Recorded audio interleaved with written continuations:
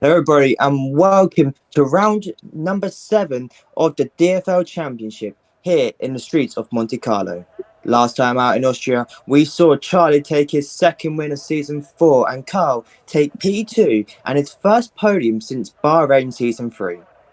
As we enter the streets of Monte Carlo, this is considered one of the most challenging tracks for the calendar, so the drivers have 100% concentration throughout the race. So a quick recap of season 3, we saw Charlie take his first pole in Monaco to stop Harry's seasonal streak and take his record breaking pole of a 1 minute 11.227 and then go on to win with Preston P2 and Fernando Alonso following P3. So let's not waste any more time. Let's see who will take season's 4th pole here in Monaco. Rick Vic, welcome back to another day in the office, shall I say? Thank you, Peter. Thank you. It's nice to be back. It's been a while, but Yeah, same here. yeah. So if there was a race for us to be back, it would be Monaco, wouldn't it? Yeah, But yeah, this should be interesting. As you said, everyone's gonna have to have their wits about them, and they'll have to be as careful as possible, sticking to track limits, but also making sure they push the car to the limits, get that 100th or so that will put them above the rest. But it'll be interesting to see who comes out on top there. yeah, it'll definitely be an interesting race indeed. Obviously, you're probably wondering, for all the viewers at home, wondering where Dan or Preston is. Dan isn't here, so me and Rick Vic are here to take over for today's race, and you'll have Preston and Dan back next weekend. But for now, you've got me back and Rick Vic back. So Monaco, it's going to be a very interesting race today and qualifying. Making different rule changes, should I say, throughout the season that we've had so far, like with no AI. Yeah, I mean it's a very different view to see only the 7 of them. They'll have much clearer tracks now if they want to, go on the outlap. They could push or not push as hard as they want on their outlap, and they don't have to worry about too much traffic. Um, which is actually a very big problem in tracks like Monaco, where you have hardly any space. You can't go too wide in many areas at all. You don't want to encounter traffic, and so it's good for the drivers that they don't have that much of a problem with that here. And we'll have to see who can capitalise, and it opens up the competition, doesn't it, to who can get the fastest time. Yeah, exactly. And last time out, Charlie really showed what he was made of in Monaco. As we see him currently go purple sector 1, I don't know if anyone else beat that, but Charlie is on a flyer and is on the charge to get his second pole in Monaco. And to probably equal the record of Harry in Monaco. And let's see if he can do that as he goes purple sector 2 now in the middle area now. So let's see what Costas can do. He goes a 114.9. Let's see what Jamie can do with a 114.1. So Costas 8 tenths off. What can Charlie do? Not Charlie, Charlie. And he goes a 111.8, and it's only 6 tenths off of his best time he's done in Monaco. And I think there was some other penalties as well. Tyrone is 3.1 seconds off of Charlie's time. Bradley is 1.1 seconds off of Charlie's time. What is going on with these drivers? Are they not finding the setups comfortable enough to drive or feel where they need to get the grip? Well, I mean, Monaco is a very twisty, turny circuit. You've got the straight after the first couple of corners, but the rest of the circuit's very windy, and you want to have a setup that's got high enough downforce so that you can trust the car going through those corners and make sure it doesn't step out. And you get the feeling that Charlie here has so much more trust in his car. And Paul's retired from qualifying, and Oh, so has Jamie. So this has wow. put 2 out of the 7 people in this competition out of qualifying so far. Wow, I didn't even catch that happening. I just saw it on the telemetry. I was like, damn, 2 drivers out already. Um, it literally goes back to what we were saying. Look, that Charlie has got such a much quicker time than everyone else because I feel he trusts his car more. He's more confident going to the corners that his car will stick with his steering position, and so he's able to just push the car to the limits, and that's why he's come out a full 8 tenths ahead of his Red Bull teammate Harry. the next non-Red Bull car is a full second and a bit off the pace. So we'll have to see what they can do. Yeah. For someone who like Harry, who was so dominant back in seasons 1 and 2 in qualifying, doesn't seem to be so much dominant in this new era of Formula One with the newer cars. So maybe Harry isn't able to really feel his way around this car and get the best out of it. As he currently, I think, is about to do another lap. If I'm wrong, he might be doing an in lap now. So just all eyes on Harry for the meanwhile, as he's the only driver out on track. So all eyes are on him at this current moment in time, as the rest of the drivers are in the pit lane in their pit boxes. But you know, let's talk about something real quick. The championship is getting very interesting. You know, we look at Charlie, and at the start of the season, he wasn't finding his feet. He couldn't find his way around this. He came into seasons 4 as a champion, and then someone like George, who came in seasons 4 as now starting as his full season as a driver. You know, he's done so well. He achieved 2 wins. Well, no, 3 wins. Sorry about that mistake. He has currently got 3 wins at this current moment in time. And what's it called? Yeah, he's currently leading the championship as we speak. We saw when he joined in season 3 what he could have done and what he could have achieved. Did he stay in a few more races?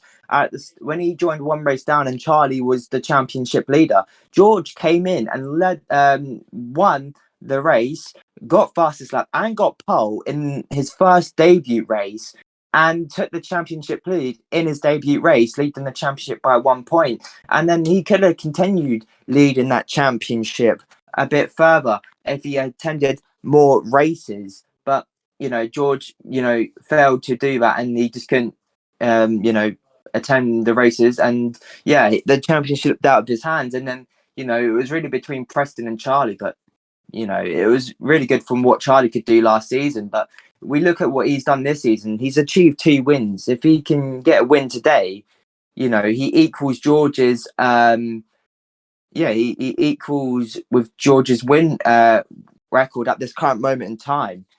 And I don't think he holds the most amount of poles. I hold France pole, and then I think Jamie holds the Italian pole.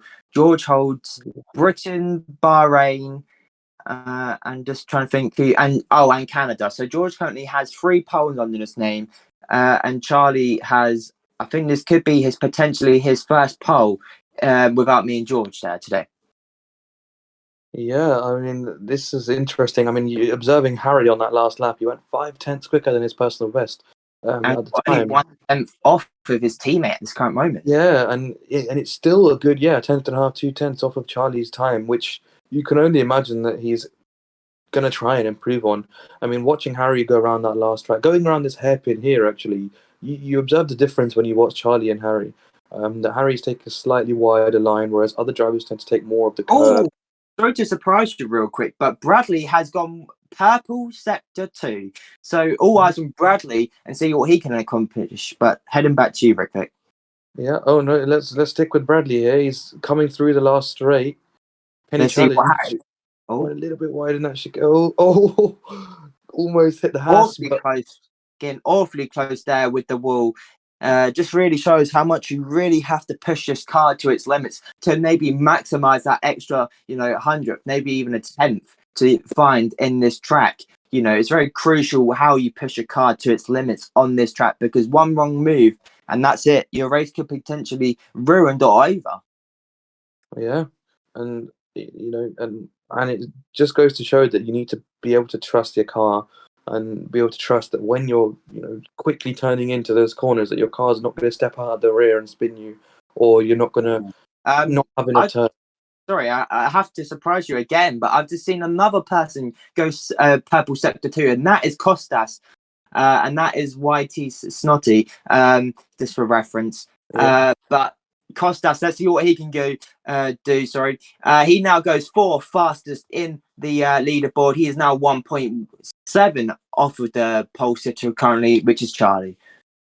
Yeah, that's a really good time by Charlie. Yeah, you mentioned that it's 6 tenths off of what he did. What was a purple? Sorry, a yellow sector 3 there. Might have Yeah, been. that's Tyrone going awfully slow through Yeah, the very challenging sector, should I say. But yeah, heading back to what you were yeah. saying. Yeah, it's a very good time set by Charlie. It's going to be hard for if it, it's going to be hard for his teammate Harry to beat it. It's going to be hard for everyone else to beat it. They'll really have to be on their A game if they want to come close to that time. Um, I just get the feel that Charlie does have more faith in his car's turning abilities than some of the other drivers, and maybe if they push it a little bit, or maybe it is just down to setup difference. You never know what these people are running now.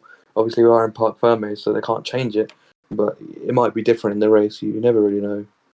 Yeah, that is exactly true. And let's just talk about setups wise for the meanwhile.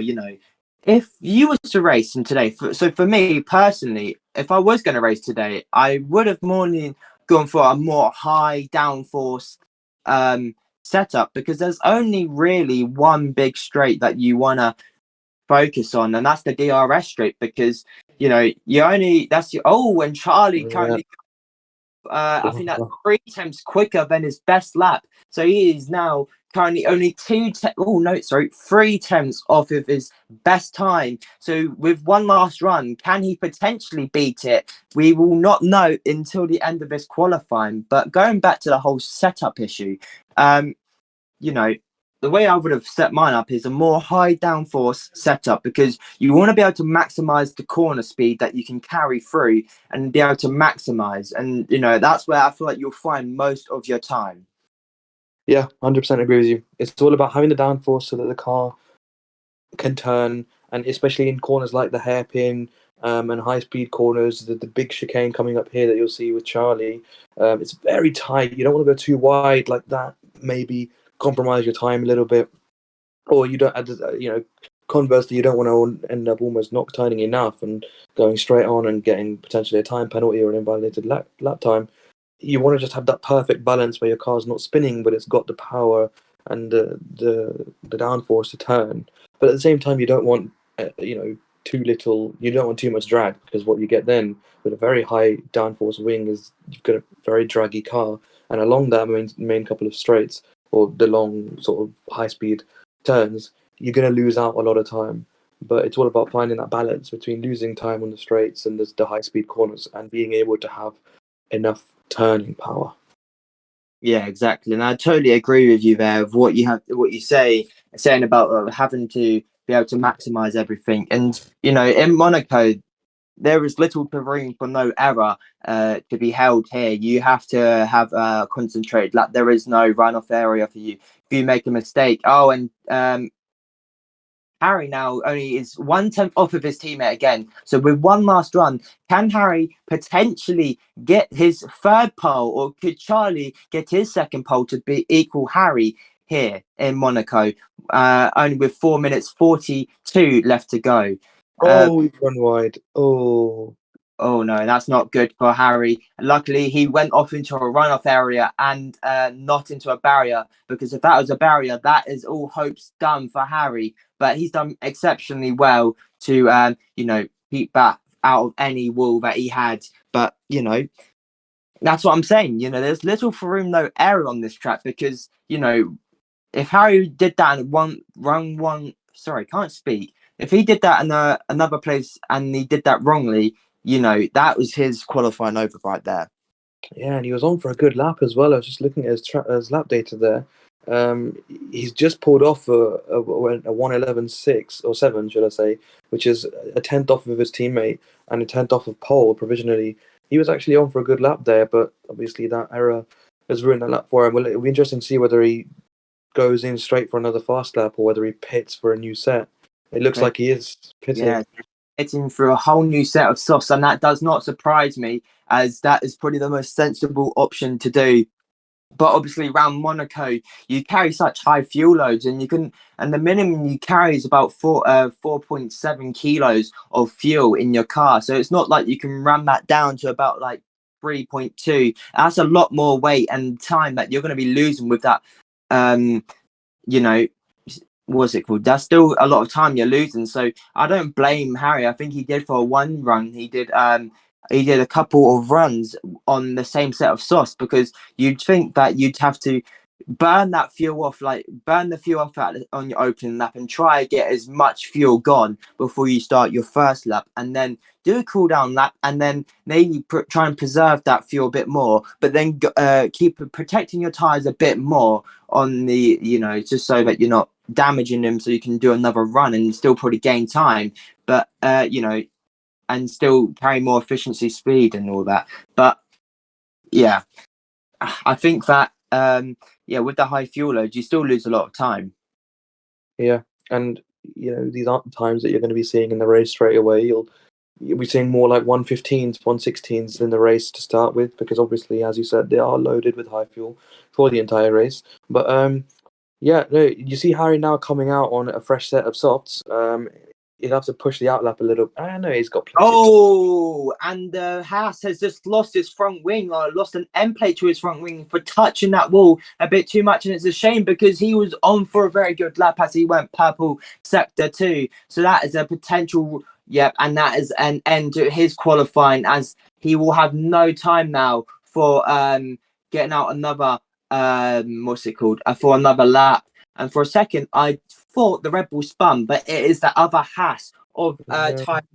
He will be starting 6th in this Grand Prix, Jamie 5th, and then potentially with Bradley's penalty could shove everyone up one position. So it could potentially be the Mercedes starting back row, and it's very crucial trying to overtake here. Your grid slot probably determines where your race finishes. It's because it's so hard to overtake around Monaco.